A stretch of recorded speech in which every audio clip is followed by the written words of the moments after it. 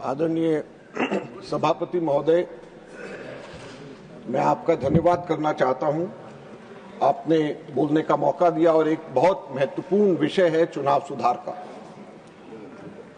सभापति महोदय, हम दुनिया भर में बड़े गर्व से छाती ठोक कर कहते हैं कि Bharat mother of democracy, Bharat लोकतंत्र की जननी है। लेकिन जो तथ्य आज मैं इस सभा के अंदर रखूंगा, सभा पटल पे रखूंगा, वे चीख चीख करके गवाही दे रही हैं कि भारत में शायद यह जननी अब जीवित नहीं है। सभापति महोदय, किसी भी जीवंत लोकतंत्र के लिए 3 बुनियादी शर्तें होती हैं, 3 कसौटियों पे खड़ा उतरना पड़ता है। सबसे पहला लेवल प्लेइंग फील्ड, समान अवसर सभी के सभी दलों के लिए। दूसरा ट्रांसपेरेंसी, पारदर्शिता। और तीसरा क्रेडिबिलिटी, विश्वसनीयता। सबसे पहले अगर हम लेवल प्लेइंग फील्ड की बात करें तो मैं केवल आंकड़ों के ऊपर जाऊंगा। सभापति महोदय, मैं कांग्रेस पार्टी का कोषाध्यक्ष भी हूं, राज्यसभा के एमपी के साथ साथ। सभापति महोदय, पिछले 2-3 वर्षों से मैं हर इलेक्शन के बाद जैसे सभी पार्टीज को अपना हिसाब किताब देना होता है वो मैं दे रहा हूं, और जाहिर बात है कि मैं दूसरी पार्टीज का भी जो हिसाब किताब होता है उसको भी मैं देखता हूं। इलेक्शन कमीशन की वेबसाइट पे पब्लिक के लिए, सबके लिए वो वहां पर रहता है। सभापति महोदय, आप बड़े हैरान होंगे, सदन बड़ा हैरान होगा, मैं कुछ आंकड़े देना चाहता हूं। हर इलेक्शन के बाद हम ये बताते हैं कि कितना पैसा खर्च हुआ, और साथ में ये भी बताते हैं कि कितना पैसा हमारे बैंक अकाउंट के अंदर है, और ये लेवल प्लेइंग फील्ड की बात इससे निकल करके आती है। 2004 के अंदर भाजपा के बैंक बैलेंस, बैंक अकाउंट के अंदर 2004 के बाद 88 करोड़ थे। हमारे कांग्रेस के बैंक के अंदर 38 करोड़ थे, लगभग 2 गुना भाजपा के हमसे ज्यादा थे।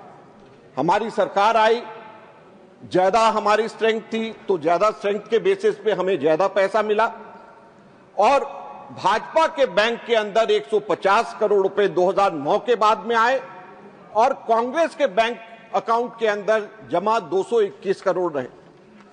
ये 1.47 टाइम्स कांग्रेस के ज्यादा थे। 60-40 का रेशियो था। 2014 के बाद भी यह रेशियो 60-40 का रहा। अब उसके बाद 5 साल भाजपा आती है। 2014 में भाजपा के बैंक अकाउंट में 295 करोड़ रुपए थे। 2019 में 295 से ये जंप करके कितना हो गया? 3,562 करोड़ रुपए केवल 5 वर्षों के अंदर। और साथ साथ में कितने गुना कांग्रेस से ये आगे हुआ? 11 गुना कांग्रेस से ज्यादा हुआ। कांग्रेस के 315 करोड़ रुपया कांग्रेस के अकाउंट में था। रेशियो क्या था? 60-40 से कम होकर के ये रेशियो बन गया 90-8 का। उसके बाद में 2024 आता है, और चौंकाने वाली फिगर, सभापति महोदय, 3,562 करोड़ से बढ़कर के भाजपा के खातों में कितने पैसे भाजपा के अकाउंट में है? 10,107 करोड़ रुपया। 10,107 करोड़ रुपया। और कांग्रेस के 133 करोड़ रुपया।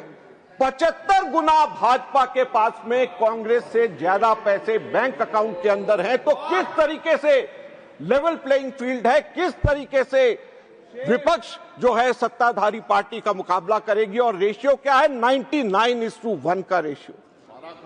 99:1 के रेशियो में ऑपोजिशन का और रूलिंग पार्टी का पैसा बैंक अकाउंट के अंदर जमा है। किस तरीके से आप सोचते हैं कि लोकतंत्र जिंदा होगा? किस तरीके से आप सोचते हैं कि लेवल प्लेइंग फील्ड यहां पे होगा? ये हम लोगों को समझ नहीं आता। सभापति महोदय, सिर्फ यहीं तक नहीं बात खत्म होती। 2024 के चुनाव से पहले 16 मार्च को चुनाव डिक्लेयर हुआ, और उससे 1 महीना पहले 13 फरवरी को कांग्रेस के सारे खाते फ्रीज हो जाते, सारे खाते सील हो जाते, और इलेक्शन कमीशन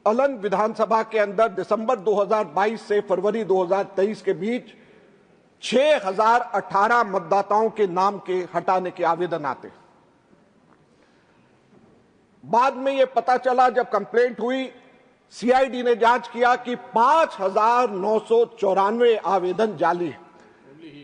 6018 में से 5994 ये किसके नाम थे? ये दलित और अल्पसंख्यकों के नाम थे। सीआईडी ने जांच शुरू कर दी। चुनाव आयोग से सिर्फ एक छोटी सी जानकारी मांगी कि जिन कंप्यूटर से ये फर्जी फॉर्म भरे गए थे उनका आईपी एड्रेस और पोर्ट नंबर दीजिए।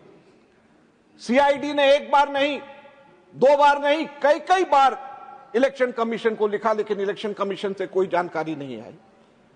बाद में एसआईटी गठित हुई तो यह पता चला 80 रुपए प्रति वोट काटने का धंधा चल रहा था और चुनाव आयोग पुलिस की मदद करने की बजाय जांच को ब्लॉक कर रहा था। क्या वोट चोरों को बचाना ही अब चुनाव आयोग का काम रह गया? सभापति महोदय, मैं किसी एक व्यक्ति की बात नहीं कर रहा। पूरे के पूरे चुनाव आयोग को अपनी विश्वसनीयता बनानी पड़ेगी, क्रेडिबिलिटी बनानी पड़ेगी। अगर क्रेडिबिलिटी और विश्वसनीयता नहीं अक्षुण्ण रखी जाएगी तो लोकतंत्र खत्म हो जाएगा, लोकतंत्र मर जाएगा। अगर अंपायर ही एक टीम की जर्सी पहन लेगा तो दूसरी टीम क्या करेगी? अंपायर ही अगर मैच फिक्स कर लेगा तो खिलाड़ी क्या करेगा? सुप्रीम कोर्ट ने मार्च 2023 में ऐतिहासिक फैसला दिया कि चुनाव आयुक्तों की नियुक्ति एक निष्पक्ष कमेटी को करनी चाहिए ताकि सत्ताधारी पार्टी के अधीन कार्यपालिका को पूरी शक्ति ना दी जाए। और उन्होंने कहा प्रधानमंत्री, विपक्ष के नेता और चीफ जस्टिस ऑफ इंडिया, ये तीन की कमेटी होनी चाहिए।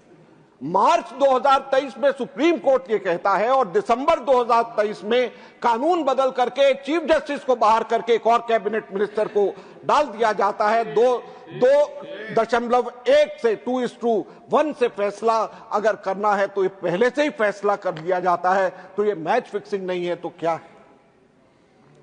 सभापति महोदय, यही नहीं, कानून बदल करके चुनाव आयुक्तों को किसी भी क्रिमिनल या सिविल एक्शन से टोटल इम्यूनिटी दे दी गई।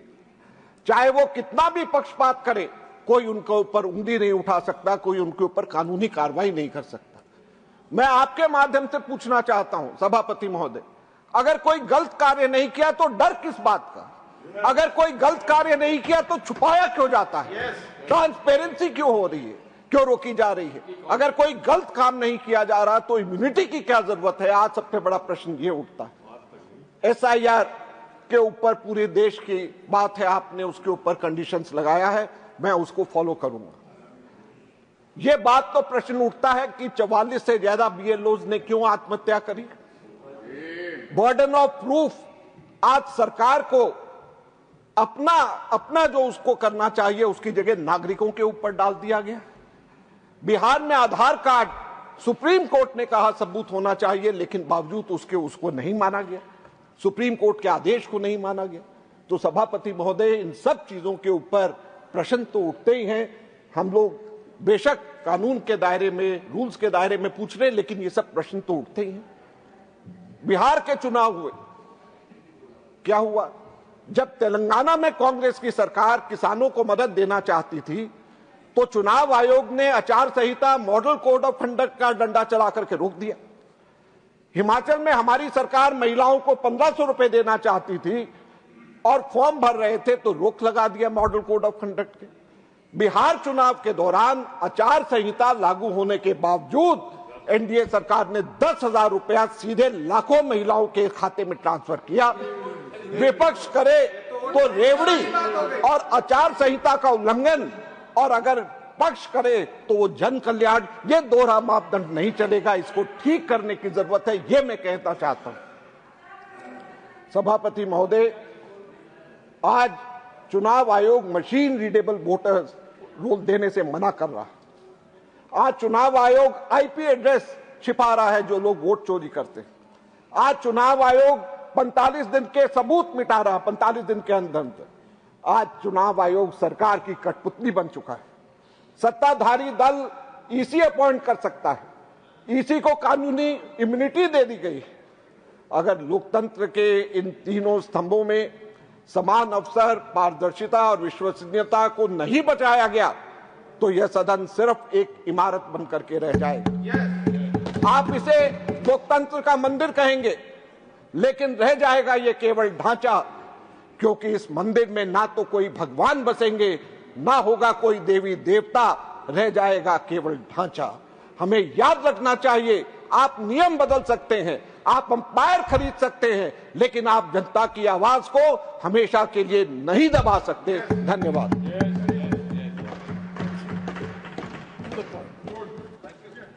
डॉक्टर सुधांशु त्रिवेदी जी। माननीय सभापति महोदय,